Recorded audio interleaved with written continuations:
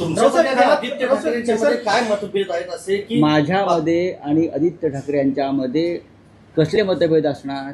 राज्यसभेच्या अत्यंत चुकीच्या बातम्या. हा, ज्या सुरस बातम्या सध्या बाहेर येत आहेत नाही, सुरस बातम्या सुरस आहेत ना. त्या सुरस कथा बघा, तुम्ही ज्या प्रकारच्या बातम्या छापताय, कोणीतरी माझ्याशी या विषयावर एक साधा फोन करून विचारलं का, किंवा आदित्य ठाकरे यांना विचारलं का?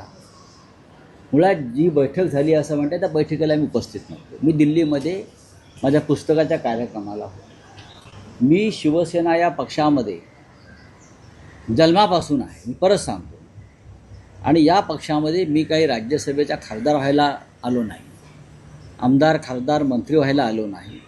मी बाळासाहेब ठाकरे यांच्या विचारानं प्रेरित होऊन त्यांचा विचार महाराष्ट्राच्या कानाकोपऱ्यात नेता येईल, उत्तम संघटनेचं काम करता येईल, या विचाराने मी या पक्षामध्ये सतत काम करणारा एक सामान्य शिवसैनिक आहे. जरी मला बाळासाहेब ठाकरेंनी पक्षाचा नेता केला, अनेक वर्ष खासदार केला, तरीही मी स्वतःला एक शिवसैनिक मानतो. माझा दोष इतकाच आहे, मी माझी मतं परखडपणे मांडतो. हे सुद्धा मी बाळासाहेब ठाकरेंकडून मला असं म्हणतोय की या पक्षातलं माझं अस्तित्व, वास्तव्य हे आमदार खासदार आणि मंत्री होण्यासाठी नाही. माणसाला केव्हा तरी एखाद्या पदाचा निरोप घ्यावा लागतो, त्याची तुम्ही मानसिक तयारी ठेवली पाहिजे. कधीही आम्हाला असं वाटलं की माननीय उद्धव ठाकरे हे अजून 15 वर्ष मुख्य, दुर्दैवानं ते त्यांना कमी काळ मिळाला. नियतीच्या मनात काय आहे कोणी सांगू शकत नाही. म्हणजे 2029ला उद्धव ठाकरे हे पुन्हा मुख्यमंत्री असतील का नसतील? आम्ही त्यांच्यासाठी प्रयत्न करू. आज आम्हाला गरज आहे, आम्हाला सगळ्यांना, आम्ही खासदार आहोत का आमदार आहोत का हे विसरून पक्षावर जे संकट आहे सध्या, फोडाफोडीचं, पळवापळीचं, ते रोखून आम्हाला एक मजबूत संघटन उभं करून पुन्हा एकदा महाराष्ट्रात जनतेसमोर जाणं आणि या सरकारविरुद्ध संघर्ष करणं ही आमची प्राथमिकता आहे. आदित्य ठाकरे राज्यात फिरत नाही अशी नाराजी व्यक्त केली जाते.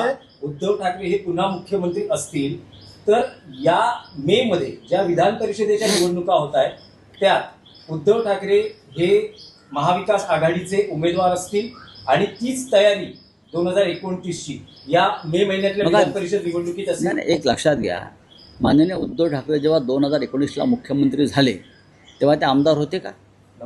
नाही. राजकारण समजून घेतलं पाहिजे, तुम्ही अभ्यास केला पाहिजे.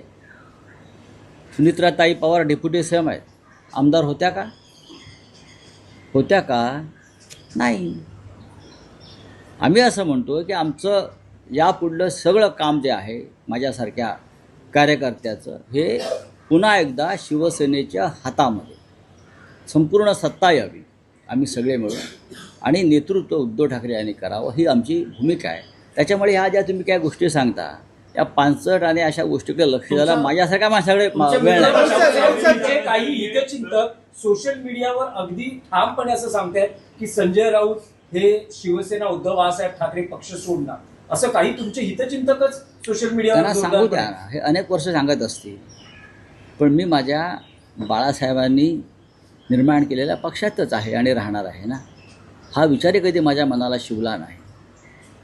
मी मगाशी म्हणालो की राज्यसभा खासदार किंवा लोकसभा खासदार होणे माझ्या जीवनाचं इप्सित कधीच नव्हतं आणि नाही, आणि राहणारही नाही. महाराष्ट्रातील ताज्या बातम्यांसाठी बघत रहा टाइम्स टुडे टीव्ही. सोबतच शेअर करा, सबस्क्राईब करा आणि बेल आयकॉन प्रेस करा.